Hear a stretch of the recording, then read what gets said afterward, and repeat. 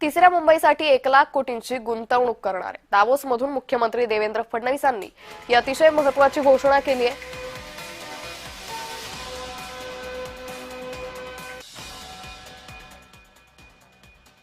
आंतरराष्ट्रीय समुदायासमोर जवळपास वेगवेगळ्या देशांचे 450 लोक त्या ठिकाणी इन्व्हेस्टर्स उपस्थित होते।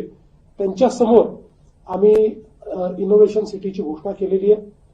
आपल्याला माहिती आहे की भारताची अर्थव्यवस्था आता 5 ट्रिलियनची होणार आहे, पण 5 ट्रिलियन पासून 10 ट्रिलियनला जायचं, 10 पासून 15ला जायचं आहे, तर आताच्या बिझनेसेसच्या भरोश्यावर आपल्याला जाता येणार नाही।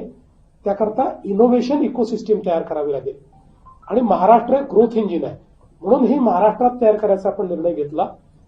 टाटा सन्सनी त्याचा आज जी काही घोषणा केली त्या घोषणेसोबत त्यांनी $11 बिलियन म्हणजे कदाचित 1,00,000 कोटीपेक्षाही जास्त इन्व्हेस्टमेंट ही टाटाने त्या ठिकाणी घोषित केली आहे आणि लगेच आंतरराष्ट्रीय समुदायातनं देखील चांगल्या पद्धतीनं त्याला रिस्पॉन्स मिळतो आहे। तिसरी मुंबई आपण तयार करतोय, त्या तिसऱ्या मुंबईतली एक बिझनेस डिस्ट्रिक्ट आपण काल साईन केलं, ज्याच्यामध्ये 5 देशातनं वेगवेगळ्या 1,00,000 कोटीची इन्व्हेस्टमेंट आली।